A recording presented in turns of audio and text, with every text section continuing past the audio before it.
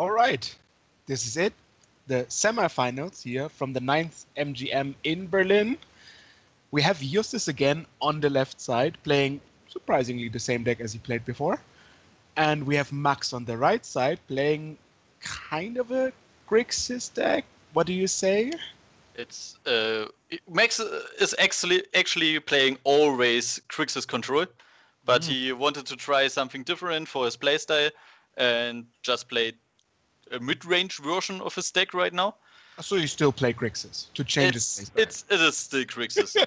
And actually, the cool thing is these two guys, they know their decks so well because they are in the same testing group, and I think they played probably thousands of times against each other, and always with the same decks, like for years now. Just Justus played sometime before Jeskai and just added Black now. So that will be really interesting because in this matchup, they are both experts. Yeah, you know what your opponent is playing, and even though it's 100 different cards, it's still your imagination. What you know, nothing will surprise you. It's not a card. It's like, what? You play this card? Come on. So, yeah, it's not the Academy Rector where you have the big question mark. What does he get? And both players have kind of very good hands. So we got a game going on right now. Max on the Grixis mid-range with a lot of counter spells, removal, card draw. That looks like a fair package of cards. And Justus here on the left with some very colorful creatures and some interaction. Pretty interesting. Now Justus doesn't have the really fast start. He starts to pressure his opponent on turn 3 with the Mantis Rider. But he gets the tempo back with 2 haste creatures in the curve. Of course, haste very neat if you want to hit your opponent very, very quickly. And you can also get rid of a creature or a spell before, so it's not really like you're not doing something. And haste can add up quickly. Like, if you play Mantis Rider, your opponent's on 17. Then you play Falconrod Aristocrat, your opponent's on 10, just on 2 turns, even though you didn't play anything before. Also pretty interesting for me is mostly in this kind of tempo and mid-range stuff, you just see with your starting hands or in the first 2-3 turns who is the control player and who is a aggressor in the matchup. Yeah, usually somebody will take one of those roles. Yeah. And it's your job to figure out, will I be slower? Can I survive the onslaught? Will I be pushing the damage?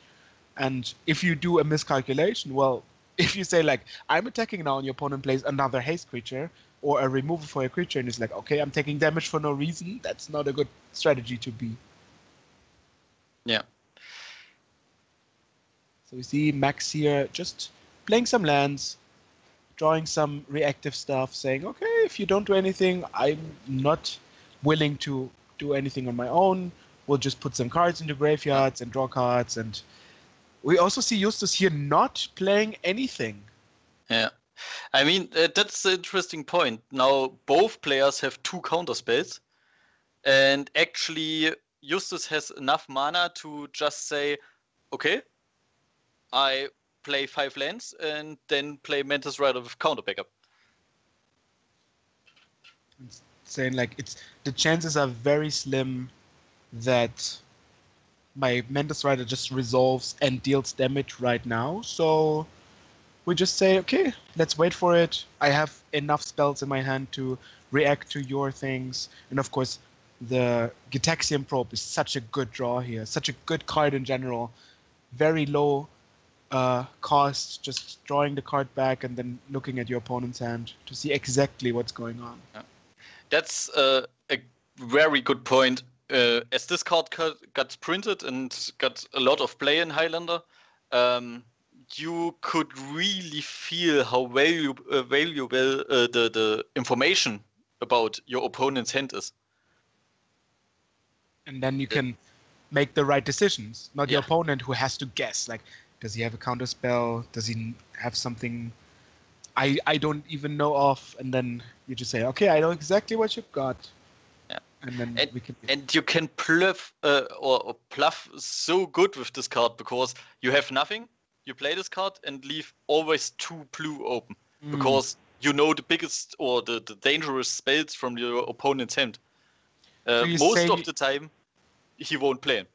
so you say you know your 2 lives are not mattering anyway, so you can just pay them for a significant fear factor in your opponent's mind. That's cool. We used to say when we played Highlander that the deck starts with 98 cards, and you play at least 1 Gitaxian Probe and 1 Caracas. Probably yes. I mean, actually, I'm trying this really out with Wasteland and Gitaxian Probe, and I even try right now my red deck wins with a probe inside. Yeah, because usually you don't really care about damage being dealt to you. Yeah. So Collective Brutality, another spell that says, okay, let me see your hand again, maybe take something I don't really want to fight against. So this whole matchup went from Lyustos from the kind of 4-color creature deck to a kind of, let's see where my spot is.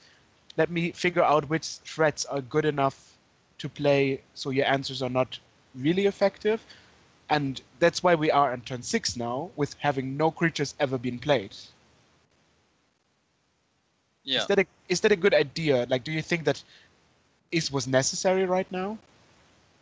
To play the collective brutality? Just to not play any creatures, say like, okay, we're taking it slow. Actually, I would say we could kind of trust here in Justus because he played, like I said, this match so often. And if Max plays with his mid-range deck, no pressure, he probably has a lot of counter spells and remove it. Because that's actually all this deck got. It has a lot of pressure. It has counter spells. It has removal and some card advantage. How reasonable is it to play around a certain card or to play around a certain group of cards? Like Justus says, okay, you're not doing anything, so I expect you to do something very efficient against my creatures, so I'm not playing them. Is that something you do often, or is that something you just feel in the moment? Yeah, I think it's a moment thing because the thing is, if you have like with 2 counter spells, if you have enough to do to react with your opponent, it's totally right. If like the 2 counter spells would be 2 more creatures, you would just slam them and see what happens. Yeah. Because you don't have anything else to do. Or now he has Gideon, he probably now starts playing some stuff just to get some pressure. Because now he collects more dead cards on hand.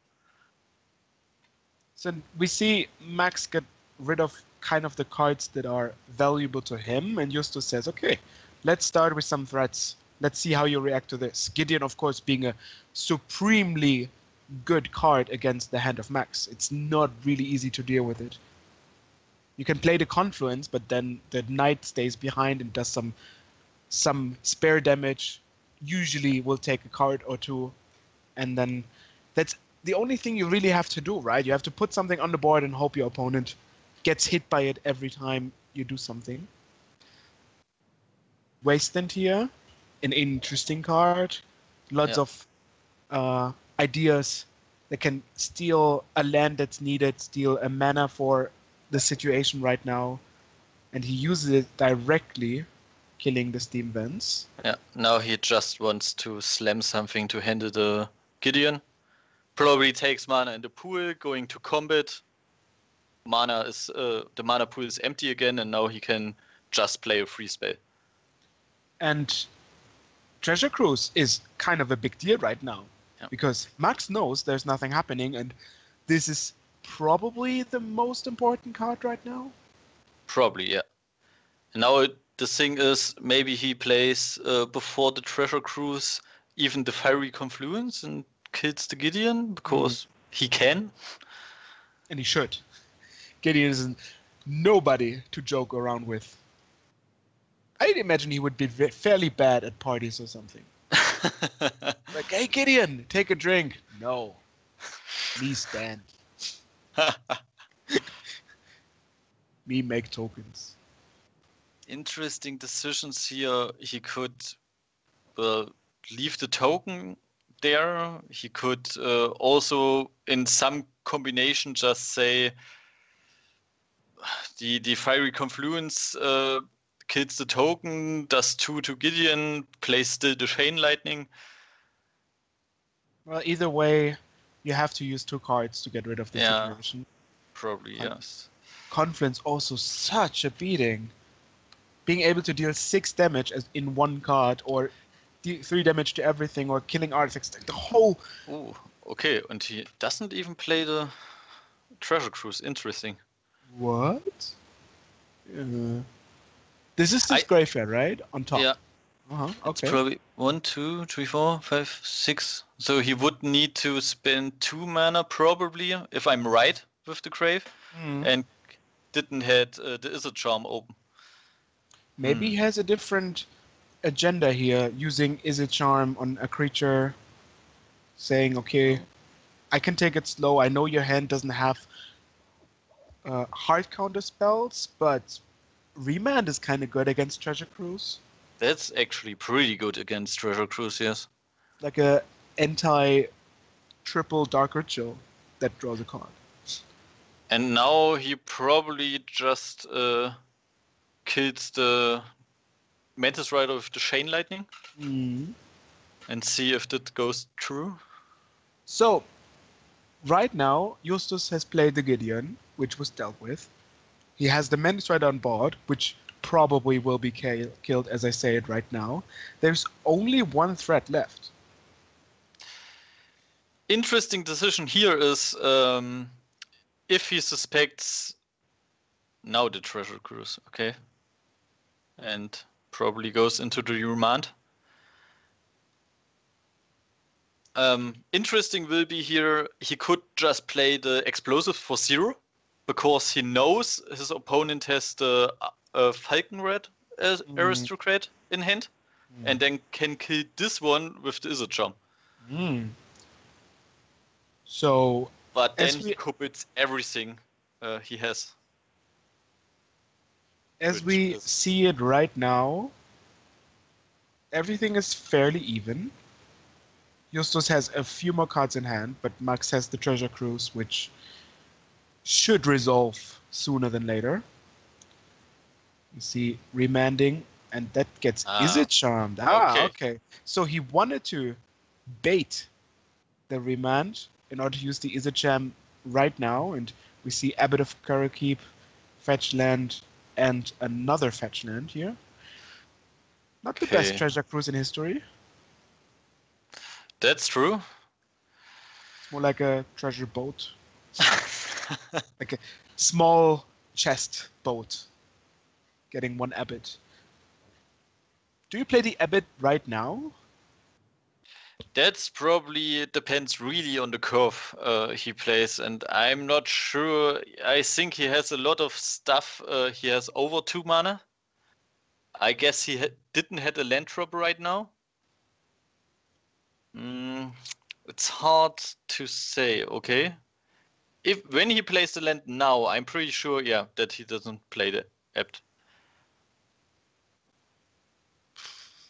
Well, but that actually says I do nothing.